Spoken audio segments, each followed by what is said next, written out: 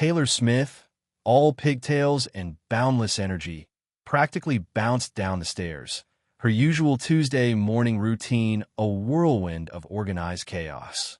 "Mom, have you seen my blue notebook? The one with the sparkly unicorn?" she called out, her voice echoing through the cozy, sun-drenched kitchen. Mary Ellen, her mother, smiled, already pouring cereal. "Check your backpack, sweetie, and please try to eat something before you dash out the door." Tim, Taylor's father, entered, ruffling her hair. "Another day, saving the world with your knowledge? Kiddo?" Taylor giggled, that infectious sound that filled their home with warmth. A small, persistent cough had nagged at her for a few days, a dry little tickle in her throat, but it seemed nothing more than a minor cold, easily dismissed amidst the excitement of school and friends. They shared a quick, silly joke about a cartoon character, a moment of easy affection, before Taylor, fueled by breakfast and youthful exuberance, was out the door, her backpack bouncing against her back. The cough, dismissed as trivial, escalated with terrifying speed. By late afternoon, Mary Ellen received a frantic call from the school nurse. Taylor was struggling to breathe, her face pale and tinged with blue. The ambulance sirens wailed, a piercing, agonizing sound that tore through the quiet suburban night as they raced to the hospital. The ER was a blur of activity, doctors and nurses rushing around, their faces etched with concern. Tim held Mary Ellen's hand, a vice-like grip, his own fear mirroring hers.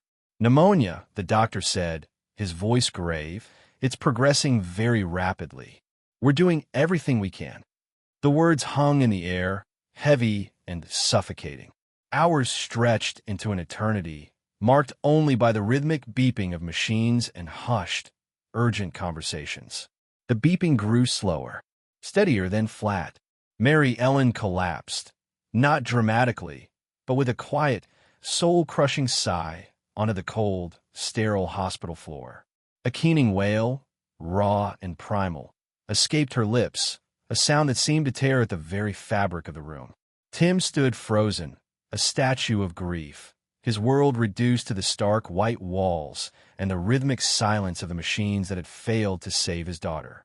The drive home was silent, each lost in their own private hell. Taylor's room, usually a vibrant explosion of color and creativity, felt like a mausoleum.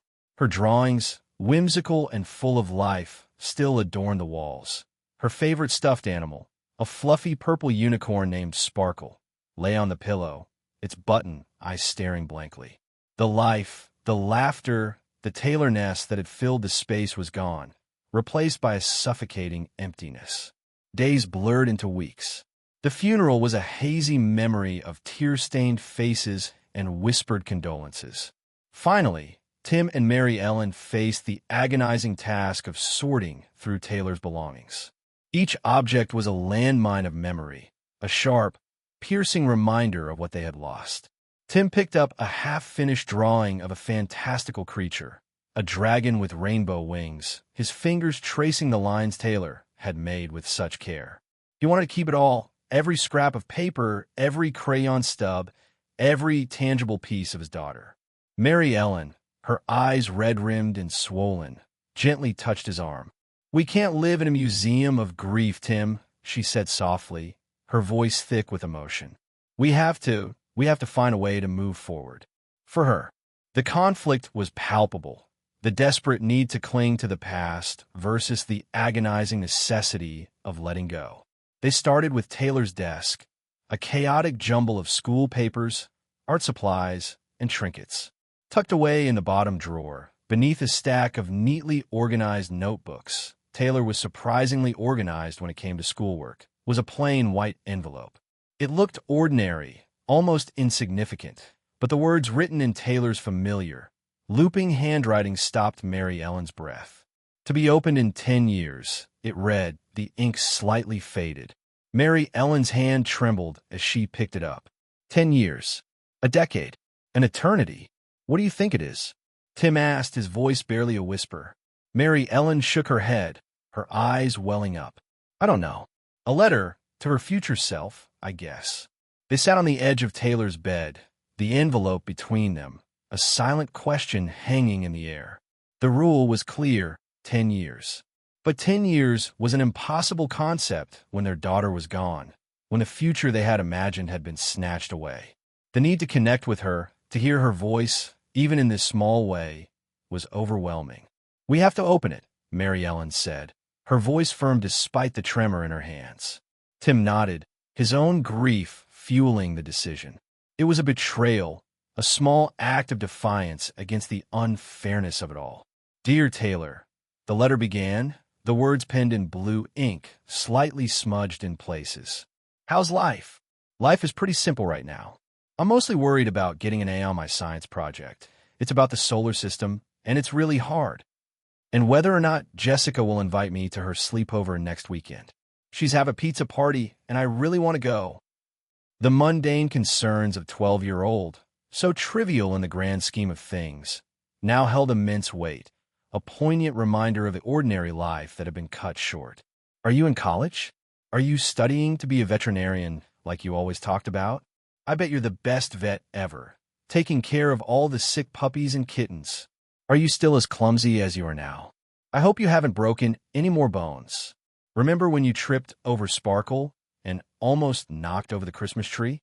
Mom was so mad." A small chuckle escaped Mary Ellen, a bittersweet sound. Taylor's humor, her light-hearted spirit, shone through the words. "Speaking of serious stuff, how's your relationship with God? Have you prayed, worshipped, read the Bible, or gone to serve the Lord recently? If not, get up and do so now. I know it's easy to get busy and forget, but He's always there for you. I've been trying to be more like Jesus, being kind to everyone, even when they're not kind to me.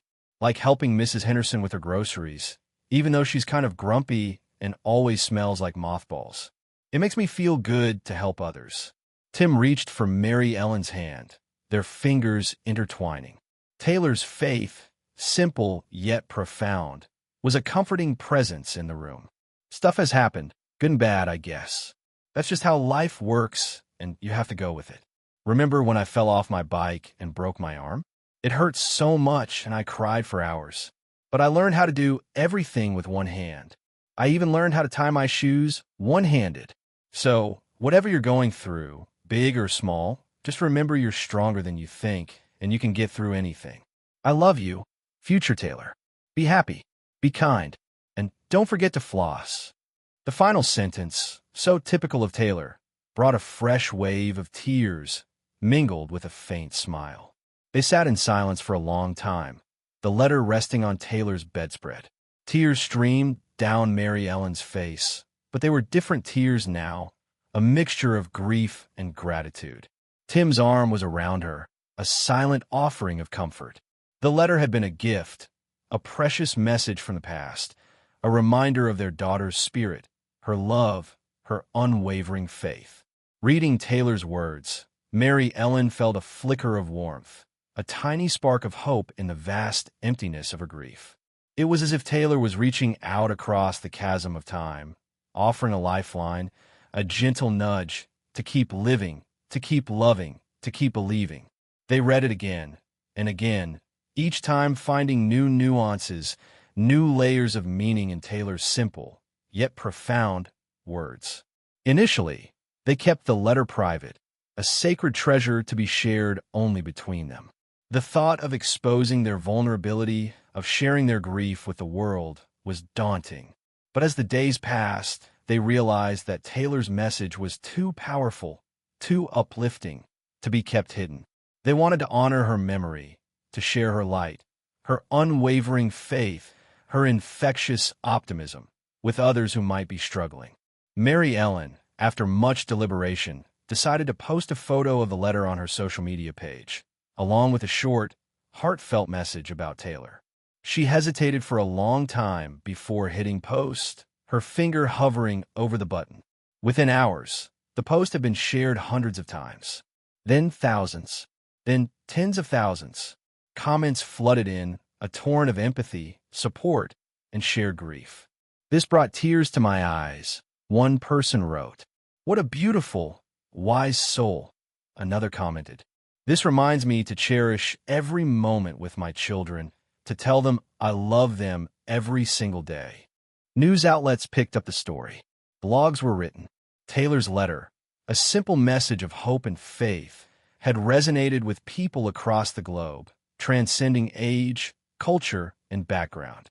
A young woman, struggling with depression, read Taylor's letter and decided to seek help. A man, estranged from his family, reached out to his children after years of silence. A group of volunteers, inspired by Taylor's words, started a community garden in her name. Small acts of kindness, sparked by the words of a 12-year-old girl who had lived such a short, yet impactful life. Tim and Mary Ellen, though their hearts would forever ache with the loss of their daughter, found solace in the outpouring of love and support. They established a small foundation in Taylor's name, dedicated to supporting children with life-threatening illnesses. They continued to read her letter, finding new strength and comfort in her words with each passing year.